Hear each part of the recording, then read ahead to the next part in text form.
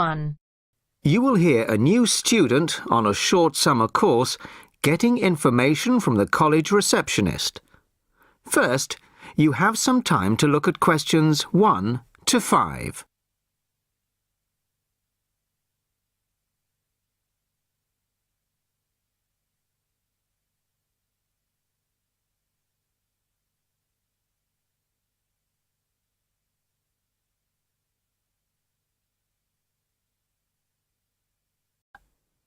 Now the test will begin.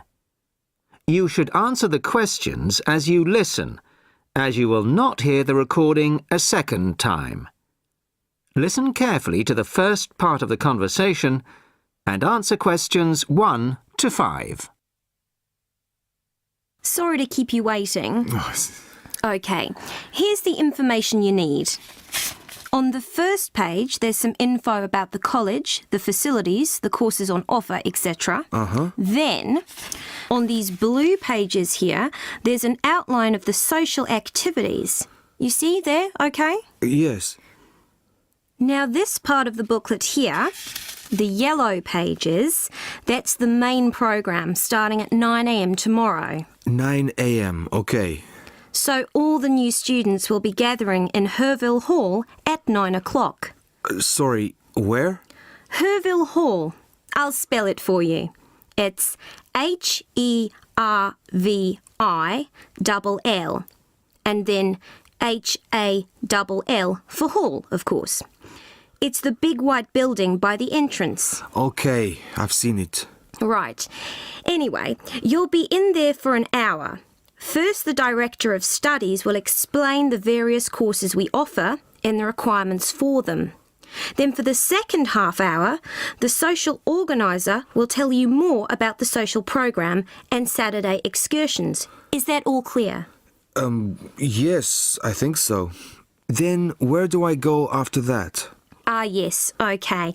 After the talks in the hall, there's a break. And then at 11:15, go to classroom 4 to have a placement test. 11:45. This placement test is to find my level in English? Exactly. Then, after the test, all the new students are invited to a special welcome lunch. In the cafeteria? No, not for the welcome lunch. It's in a restaurant near the school, an Indian restaurant. Oh, OK. I don't think I've ever tried Indian food. Do you like spicy food? Yes, I do. Then you'll love Indian. Before you hear the rest of the conversation, you have some time to look at questions 6 to 10.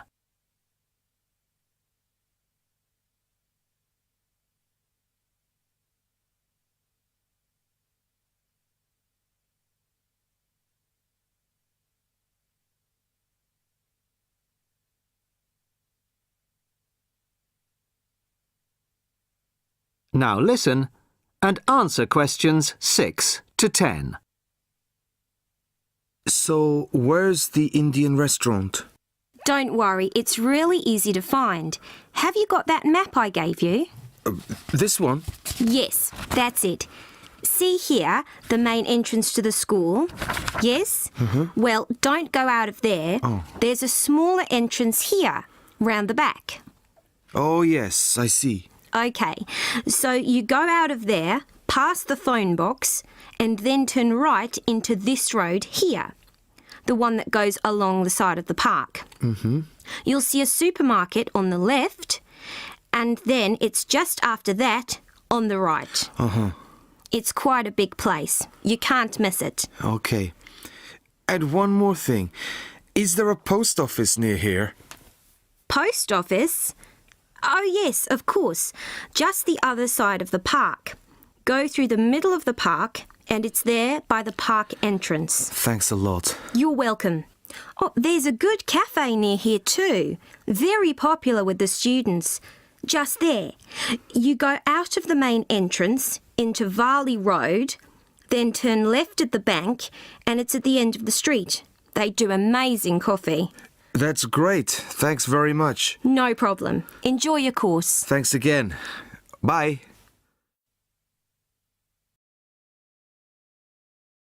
That is the end of part 1.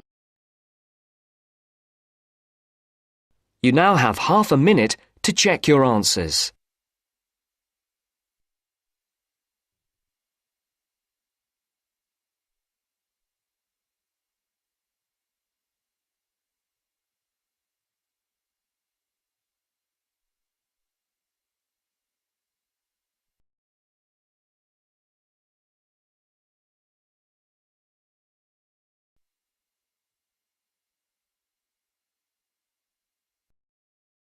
Now turns to Part 2.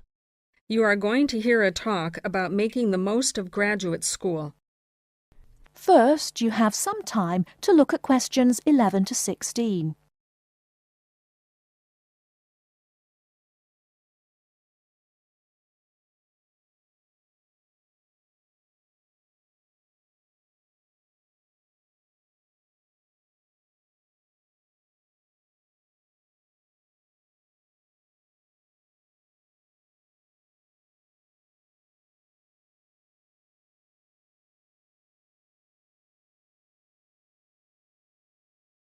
Now, listen carefully and answer questions 11 to 16. Entrance to the graduate school. My job now is to give you the graduate school survival guide and make some concise suggestions for getting the most out of your relationship with our research supervisor, getting the most out of what you read, and making continual progress with your research. First, your relationship with your supervisor. This is fundamental. Meet regularly. You should expect to meet once a week or at least every other week because this will give you the motivation to make progress and also keeps your advisor aware of your work. Prepare for your meetings. Come to each meeting. Also, bring the notes from your previous meeting together with a list of any upcoming deadlines. Make a plan for what you hope to get out of each meeting. After the meeting, email your supervisor a brief summary. Include a list of major topics discussed, a list of what you agreed on, a note of any advice you may not want to follow, and a new summary of what you are planning to do. This helps avoid misunderstandings and provides a handy record of the progress of your research. Add a to-do list for yourself and your supervisor, including a reading list. Finally, add the time and date for the next meeting. My second main piece of advice is to keep your supervisor informed. Show him or her the results of your work as soon as possible. This helps your supervisor understand your research and identify any potential points of conflict early in the process. Include summaries of your work, including any results of experiments, and also anything you write about your research. Thirdly, communicate clearly. If you disagree with your advisor, state your objections and concerns clearly and calmly. If you feel that something about your relationship is not working, discuss it with him or her. Whenever possible, suggest steps that they could take to address your concerns. Under this heading, it is extremely important to take the initiative. You do not need to clear everything you do in your research with your advisor. He or she is busy too. You must be responsible for your own ideas and the progress of your work. Before you hear the rest of the talk, you have some time to look at questions 17 to 20.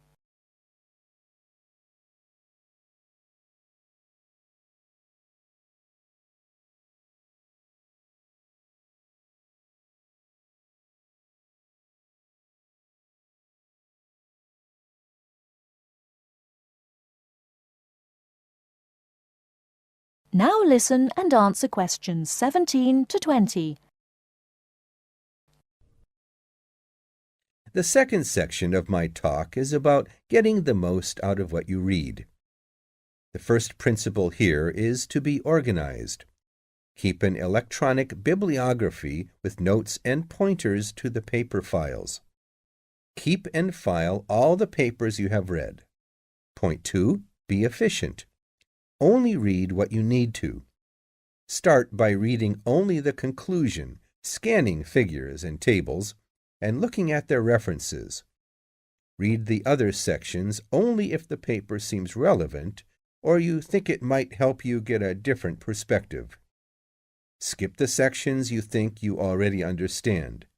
These are often the background and motivation sections. It's of critical importance to take good notes on every paper you find worth reading. Note especially what problem the author is trying to solve, what approach they take to the problem, and how their approach differs from other approaches. Next, summarize what you have read on each topic. After you have read several papers on the same topic, note the key problems, the various formulations of the problem under consideration, the relationship between the various approaches and the alternative approaches you come across. Let me add one point you might not have already thought of. Read PhD theses. Even though they are long, they can be very helpful for quickly learning about what has been done in your field of interest. Focus particularly on the background sections and method sections. Don't forget to read your advisor's thesis.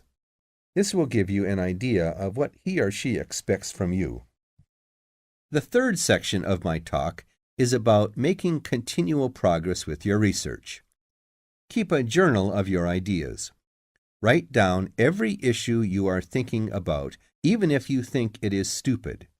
This will help you keep track of your progress and keep you from going round in circles. That is the end of part 2. You now have half a minute to check your answers.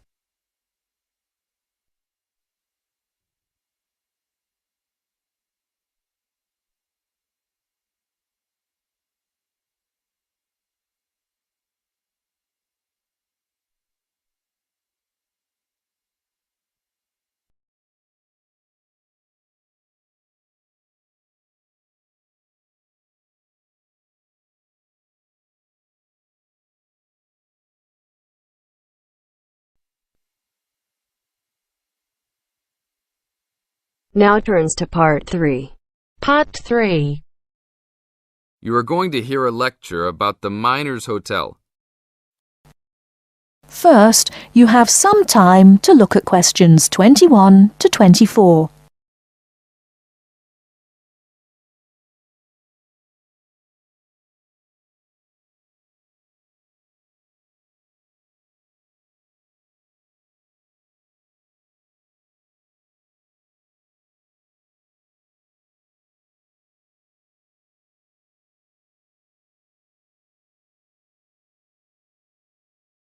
Now, listen carefully and answer questions 21 to 24. Good evening and welcome to the Miner Hotel. We are pleased to have you as our guest. I will give you a brief information session to tell you everything you need to know to make this a pleasant stay. The Miner Hotel was built in the 1850s, during the Gold Rush period, also nicknaming our state the Golden State. People from all over the country and even from other countries came to seek their fortune here in these hills, creating cities overnight.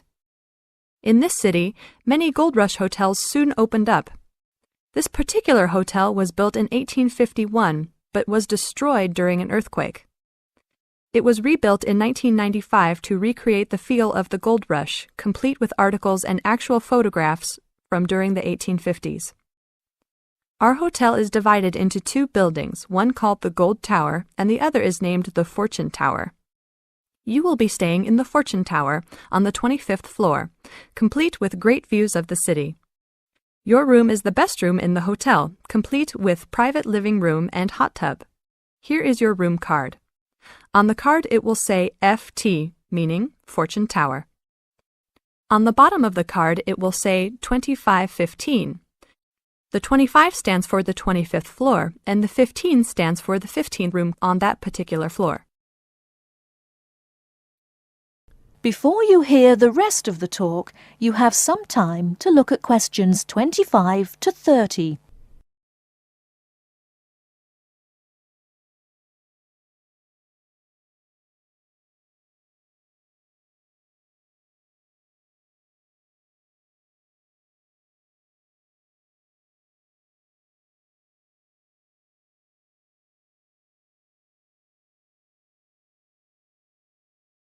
Now listen and answer questions 25 to 30. There are emergency exits in both towers of the hotel. They are located on the south side, opposite the elevators. Please use these in case of a fire or other emergency. We have some special events happening this week. Our Miners Diner is offering a special Miners Buffet dinner this Friday and Saturday for only $20 per person. This special includes all food, not including drinks and alcohol, and shows for the night. The buffet will be available from 5 to midnight. Because of the historical significance of our hotel, there are some special rules. The first rule is that there is no smoking allowed anywhere in the building, not even in your own room. This is not only to ensure the safety and health of our guests, but also the furniture and pictures can be easily damaged by smoke and other harsh treatment. Please remember that there are items of furniture over 100 years old here, so respect the rules by not smoking. Secondly, please do not take pictures using a flash of any of the drawings and paintings in the rooms or hallways, as they are old and fragile. We are doing our best to preserve a national treasure, so please help us in doing so. Lastly, you will only have one set of towels and bed sheets per 3 days. This is to conserve the water supply, as there are frequent droughts this high up in the hills. If there are any further questions, the staff of the hotel will be available to answer your questions. In the event that no one is able to answer your questions, I will also be available from 8 a.m. to 5 p.m. each day in the concierge. I hope you enjoy your stay here with us. Thank you very much. That is the end of part 3. You now have half a minute to check your answers.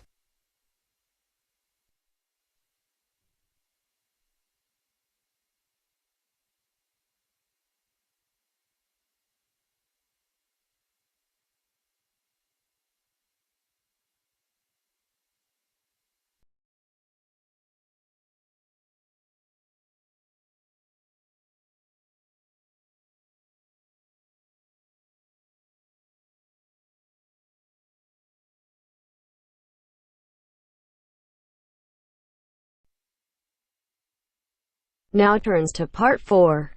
Part 4. You will hear an environmental studies student giving a presentation about his project on saving an endangered species of plant. Now you have some time to look at questions 31 to 40.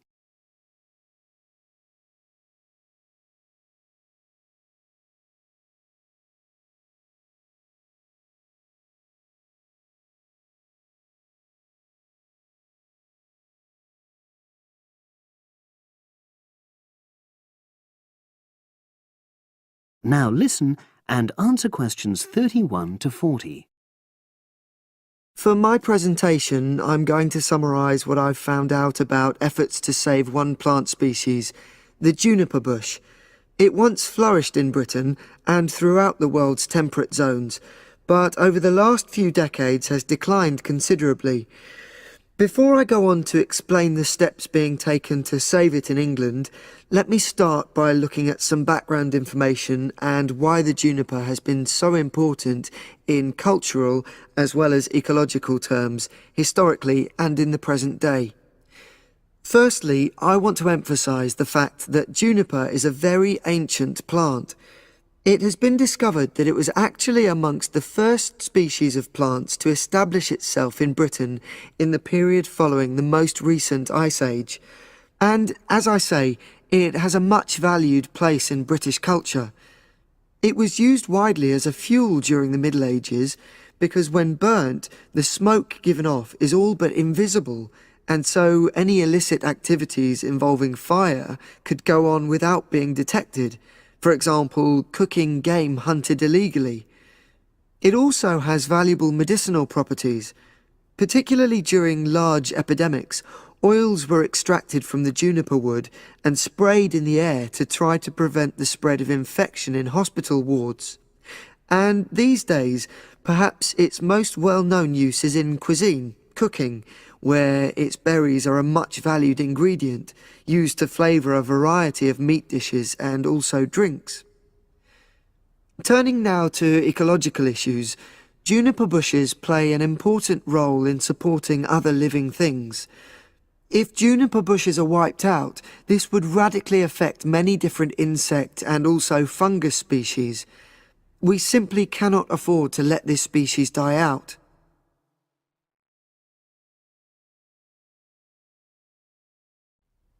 So, why is the juniper plant declining at such a rapid rate? Well, a survey conducted in the north and west of Britain in 2004-5 showed that a major problem is the fact that in present-day populations, ratios between the sexes are unbalanced, and without a proper mix of male and female, bushes don't get pollinated. Also, the survey found that in a lot of these populations, the plants are the same age, so this means that bushes grow old and start to die at similar times, leading to swift extinction of whole populations. Now, the charity Plant Life is trying to do something to halt the decline in juniper species. It's currently trying out 2 new major salvage techniques, this time focusing on lowland regions of England. The first thing it's trying is to provide shelters for the seedlings in areas where juniper populations are fairly well established. These, of course, are designed to help protect the plants at their most vulnerable stage.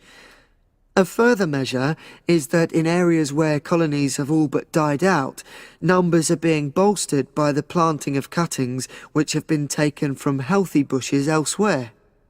Now, I hope I've given a clear picture of the problems facing this culturally and ecologically valuable plant, and of the measures being taken by Plant Life to tackle them. If anyone has any questions, I'd be happy. That is the end of part 4.